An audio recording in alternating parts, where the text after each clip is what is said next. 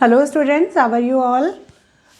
Today we are going to start chapter number 15, that is lines and angles.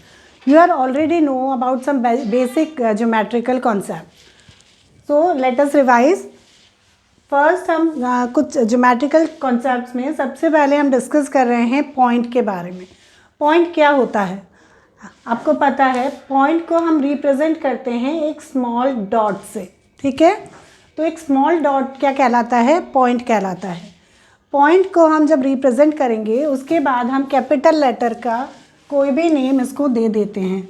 Suppose मैंने यहाँ पे name दिया ए, तो ये इसको हम डिनोट करेंगे पॉइंट ए से. ठीक है, तो this is called point A.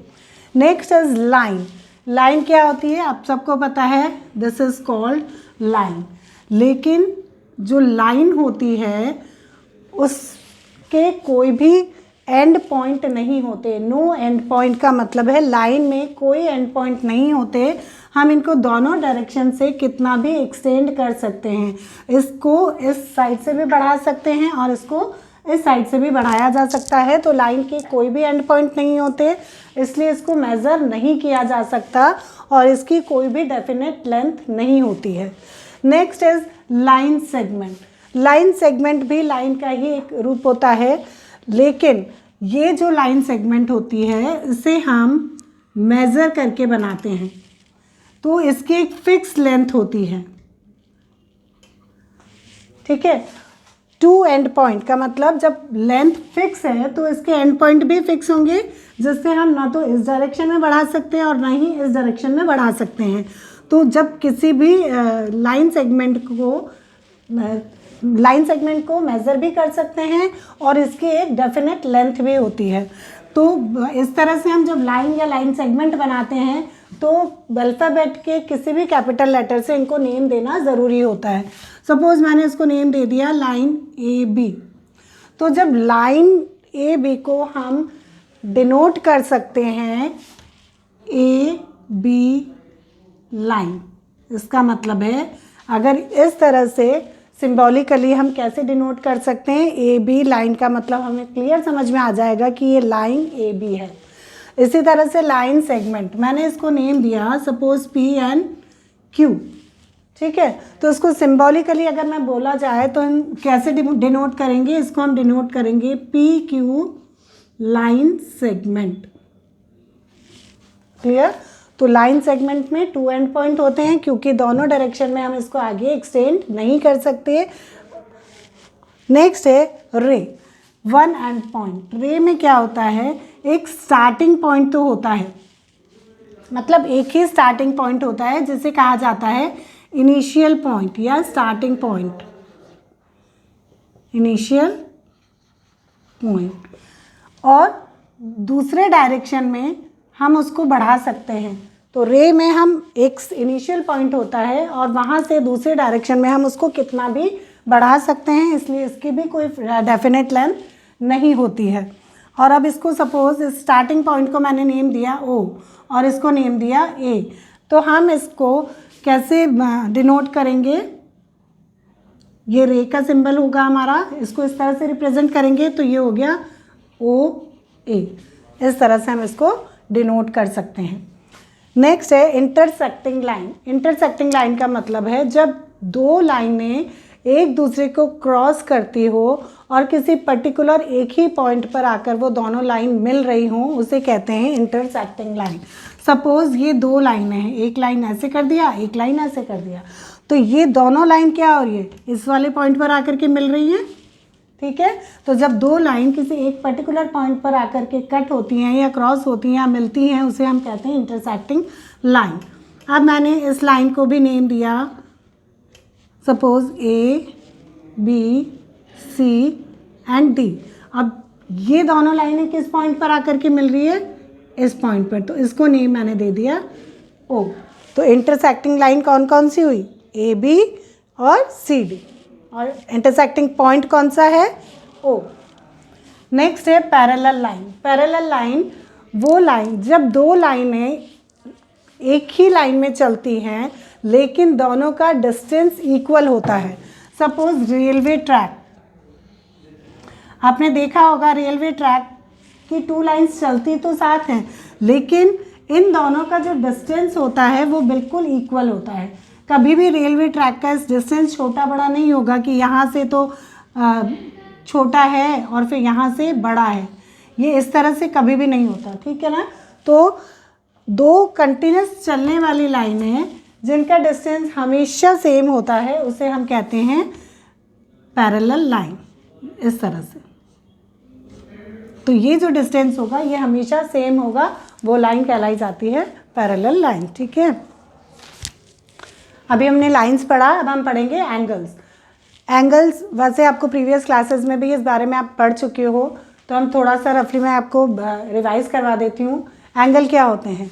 जब 2 लाइन सेगमेंट आपस में जुड़ती हैं, सपोज एक लाइन सेगमेंट ये है और एक लाइन सेगमेंट ये है, तो ये 2 लाइन सेगमेंट यहाँ पे जुड़ रही है तो उसे एंगल बनता है, ठीक है। तो जब 2 लाइन सेगमेंट एक दूसरे से जुड़ती है तो एक एंगल बन जाता है। ये क्या होते हैं? एंगल के वर्टेक्स होते हैं, और ये क्या होते हैं? आर्म्स होते हैं। तो इसमें कितने आर्म्स हैं? 2 आर्म्स एंड 1 वर्टेक्स, और ये होता है एंगल। एंगल के लिए हमें ये साइन लगाना होता है, और फिर इसको कोई भी नेम हम दे सकते हैं, सपोज A, B और C। अब एंगल के लिए, एंगल को मेज़र करने के लिए आपको प्रोटेक्टर की ज़रूरत होती है, तो अब इस प्रोटेक्टर की हेल्प से ही एंगल बना सकते हो, इसके अलावा एंगल नहीं बना सकते, तो आपको दिस इज़ कॉल्ड प्रोटेक्टर।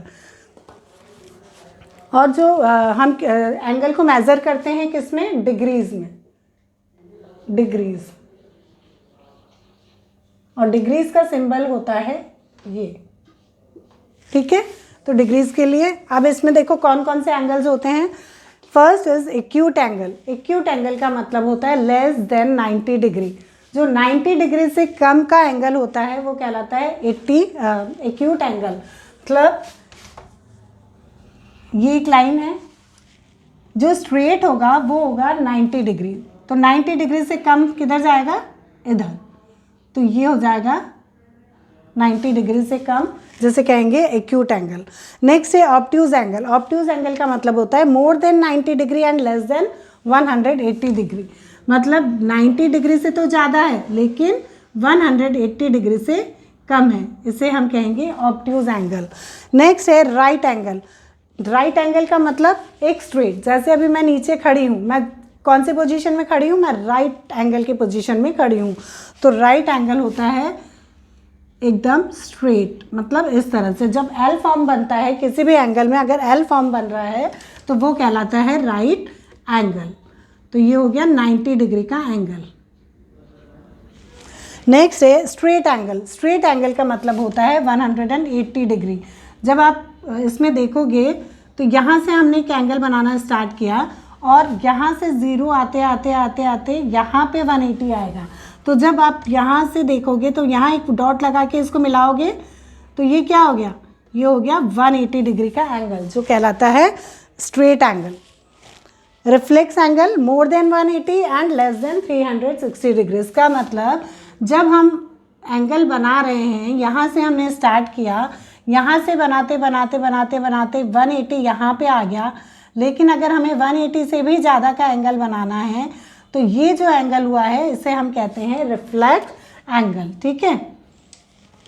और कंप्लीट एंगल क्या होता है? कंप्लीट एंगल होता है 360 डिग्री का, 180 डिग्री का ऊपर और 180 डिग्री का नीचे। तो टोटल जो कंप्लीट एंगल होता है वो होगा 360 डिग्रीज का। ओके, तो आपको एंगल्स के बारे में समझ में आ गया। अब एंगल कैसे मेजर करते हैं मैं आपको बता रही हूँ।